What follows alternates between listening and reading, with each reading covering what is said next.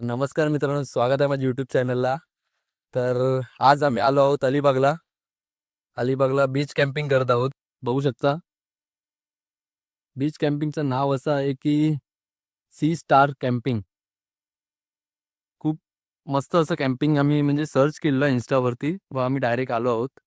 So बघाच पुढे इकडचं सगळं दिलेलं आहे यामध्ये डिटेल्स बघू शकता.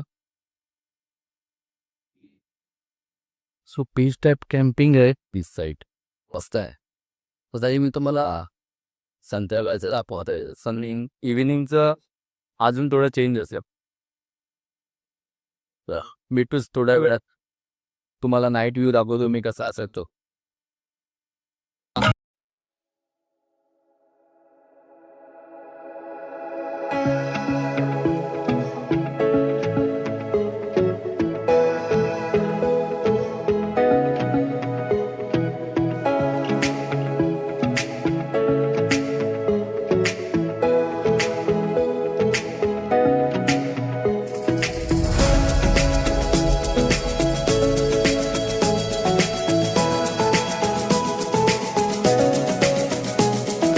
आता ऍक्टिव्हिटी सुरू होत आहेत. तर बघू शकता सारे प्रिटी फेसेस आए हैं. सारे लोगों को प्रॉपरली इस गेम को खेलना है, लाइक फेयरली खेलना है, मजा करना है. और डांस वांस का नाम सुन के कोई पीछे नहीं भागेगा, क्योंकि अगर डांस वगैरह आता नहीं है तो आप लोग सिर्फ खड़े रह सकते हो या जेस्चर्स कर सकते हो. वो रूल आपको हमारे होस्ट एंड दोस्त सर्वेश भाई बताएंगे. सो सारे लोग एक बार जोर से क्लैप कर लो खुद के लिए. Come on. That is all guys, I'm moving ahead with our game. Now मैं चाहता हूँ गेम शुरू होने से पहले मैं चाहता हूँ कोई एक रैंडम पर्सन इस बॉल को मेरे हाथ से ले ले. कौन लेना चाहेगा भाई?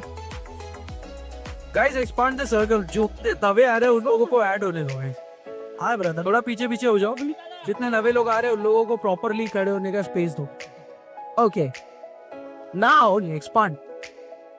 I'll dispose the game. सभी लोग आ गए, सभी ने एक सर्कल बना लिया. अब सभी के मन में एक सवाल भी होगा, गेम क्या होने वाला है, राइट? तो बता दूं, इस गेम का नाम है passing the ball. Coffee simple game है, सभी ने खेला. देखो बच्चों ने भी खेला, आपने भी खेला होगा, राइट? तो इस गेम में क्या होता है पता है क्या? म्यूजिक बज रहा है, अभी भी बज रहा है, डीजे बज रहा है.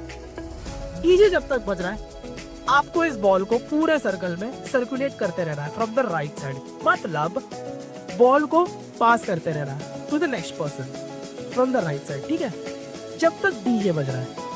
जैसे ही डीजे रुकेगा, जिसके भी हाथ में बॉल पकड़ी गई वो पर्सन एलिमिनेट हो जाएगा. लेट्स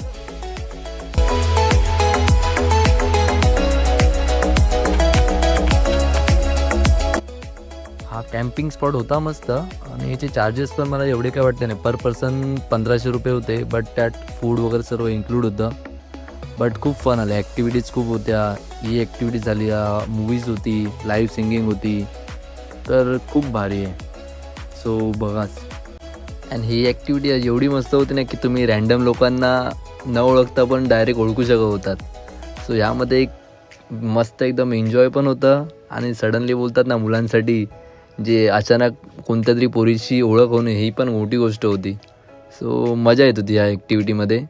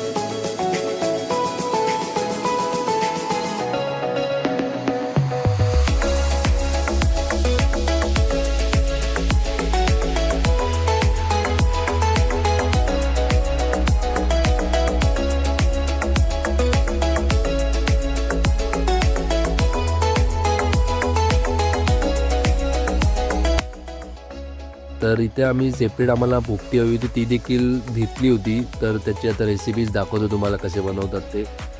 तर ह्यामध्ये बेसिकली पोपटी बनवतात मडक्यामध्ये, पण त्या काकांनी ते डबा आणलेला तर डब्यामध्ये बनवत होते.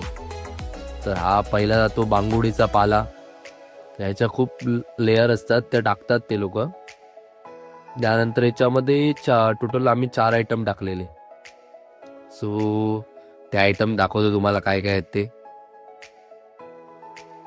ते रताळे, त्या शेंगा होत्या एक. मेन म्हणजे शेंग्या आणि पाला याचाच सर्व खेळ आहे पोपटीचा जो काय आहे तो. सो मजा येत होती रेसिपी बघताना देखील. डायरेक्ट खाणं वेगळं आणि आपण बघत बघत एन्जॉय करणं सर्व गोष्टी मस्त वाटत होतं. सो ह्या 2 गोष्टी गेल्या. ह्यानंतर तर त्यांनी ह्यावरती थोडंफार ते जाडं मीठ असतं ना, म्हणजे ते जाडं मीठ थोडं हे केलं टाकलं, त्याची लेअर एक केली. व या लेअर नंतर चिकनचे आयटम जे असतात ना ते हे करत होते. पण ते चिकन बघा त्यांनी पद्धतशीर ना त्या ह्याच्यामध्ये पानामध्ये लिपटून वगैरे टाकलेले. सो त्याच्यामध्ये मुळे कसं ते खराब वगैरे होऊ शकत नाही, जास्त जळतात वगैरे, तर त्या टाईपमध्ये होऊ शकत नव्हते. बांगुडीचा पाला परत एकदा त्यावरती, नंतर परत चिकन व असे होते 4 आयटम. आणि त्यात अंडी होती आम्हाला. आणि हे 2 लेअर हे लास्टच्या नंतर लावले. व पुढेच बघा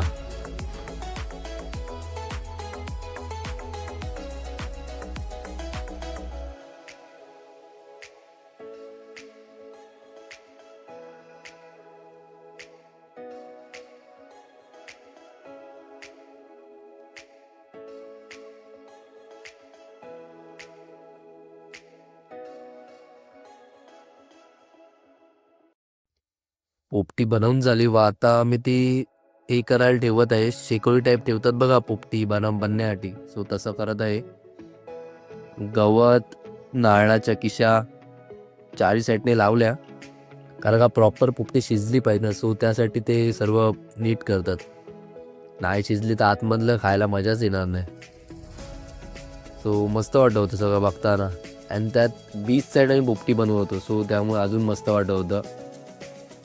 हे तिकडचेच लोक होते, कारण का त्यांना आम्ही डायरेक्ट बोललो की आम्हाला सर्व जमणार नाही, पॉसिबल होणार नाही करायला, सो तुम्ही जरा हेल्प करा म्हणून. सो त्यांनी हेल्प केली. व अशा प्रकारे बघा होता मस्त आपली पोपटी झाली रेडी. वास तर मस्त येते, बिकॉज तो पाला आहे त्याचा मेन रिझन स्मेल आणि टेस्टसाठीच आहे. सो बघा आता हा गाईज फायनल रिझल्ट. वा, जसा विचार केला सेम तशीच पोपटी झाली आहे. सो मस्त दिसते. तर या तुम्ही पण खायला, पोपटी एन्जॉय करू आपण.